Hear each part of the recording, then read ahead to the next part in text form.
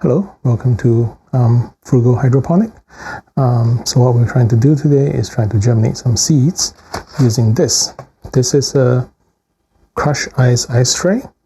What I did was I punctured a whole lot of holes into each of the compartment of the ice tray.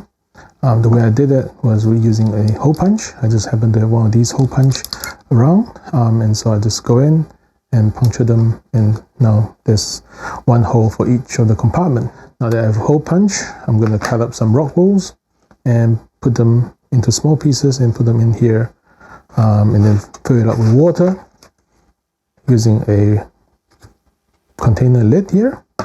The idea is that you lay some toothpicks at the bottom,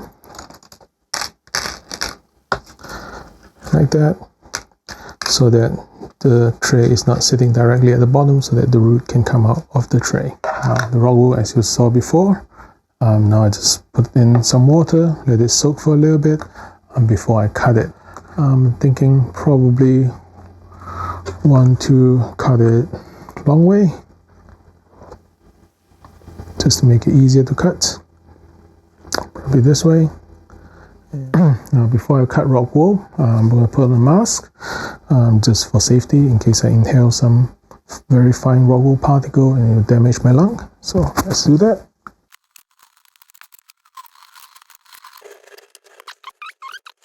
That seems reasonable enough. And in terms of size, perfect. Alright, let's cut another 7mm. Okay. And then all we have to do is cut it to size. Oh, that's slightly too big. Can we go in sideways? No, not really. Maybe we just cut it in half.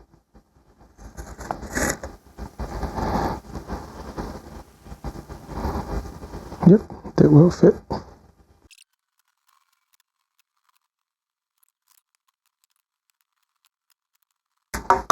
Okay, so as you can see, we now have our rock wool cut up and ready to be planted. Okay, we've finished cutting up all the rock wool we need to fill half the tray. One more than half, but that's okay. And the remaining rock wool pieces is about there. And I guess compared to that, we use just slightly over half of slice. So if you compare to the original rock wool and the slice that we cut out from it, and we use about half a slice. So this piece of rock wool is going to last us forever, which fits in our frugal theme very well. Okay, now we're going to put them to cocoa polite. As you can see here, we have a whole bunch of cocoa polite. I'm just going to scoop some and just drop it in. And just try to press it down when possible, just so that it fills out all the nooks and crannies, because it is quite small, the spaces.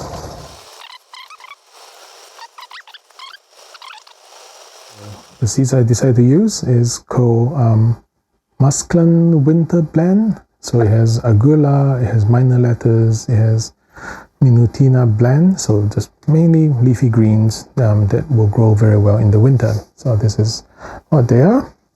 And the seeds are very, very tiny. That's why I'm using this seed spreading tool. So I wouldn't be putting one seed per location, but more of a spreading in. So let's give it a go.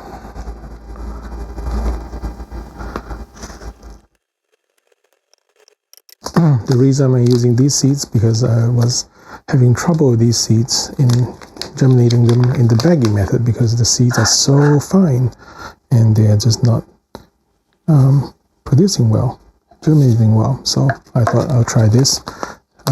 Since the ice tray is so small, maybe it will work better, and having more seeds as well. Now one final step, adding in the water. Now this is non-nutrient water, it's just rainwater. I'm just going to pour it in from the sides, and hopefully the cocoa and the rock wool will absorb the water and bring the moisture up. Ah, wonderful. I can see the cocoa absorbing the water onto the top now. It's wonderful. Cool. I'll come back in a few days and see if the seeds are growing.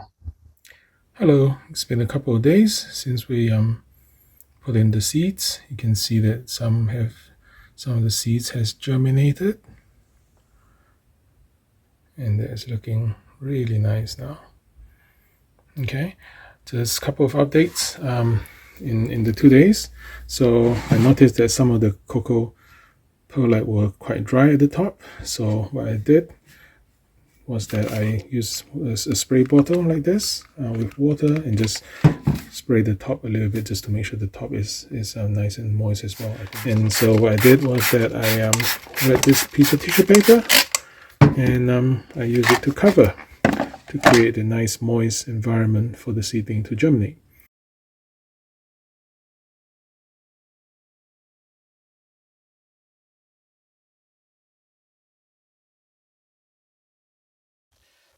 So it has been about a week since we sow the tiny little seeds in this crushed ice tray, and as you can see, they are growing very nicely. You can see that my seed spreading wasn't very even, so you get a huge clump over here. So today what I'm planning to do is trying to transplant these clumps here and probably let the rest continue to grow in this ice tray. I want to take this to this video and show you the rest of my crushed ice tray that I started a few days after this tray. So there are some lettuces here. I germinated these in the baggy method and then transplanted them. Whereas these, I think they're bok choy seeds. I just put the seeds directly on the rock wool here, and they seem to be germinating fine as well. There's some leeks here, which I've already transplanted out because they're very long. Some direct sowing of cherry radish over here. You can see that they're sprouting very well. Yeah, I'm actually quite happy with this crushed ice tray technique. And yeah, let's go and do some transplant. I wanted to show you guys how the root looks like. Going through the ice tray, through the holes, all the holes that we made. And it seems like the roots are going through very, very nicely. All right, now I'm going to try to transplant. So I think I might just use my finger and just grab one of these bunches and see if it will just come out as is.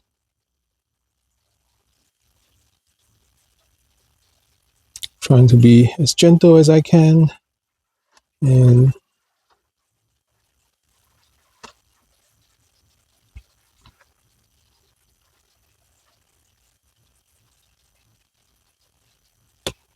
And voila, that is a single cube from the ice tray, crushed ice tray. Now I'm just gonna put into this container here that I prepared earlier, and there will be a single cube. Right, let's give you a closer up view of this. Okay, I'm gonna try to pull up this sponge very, very gently.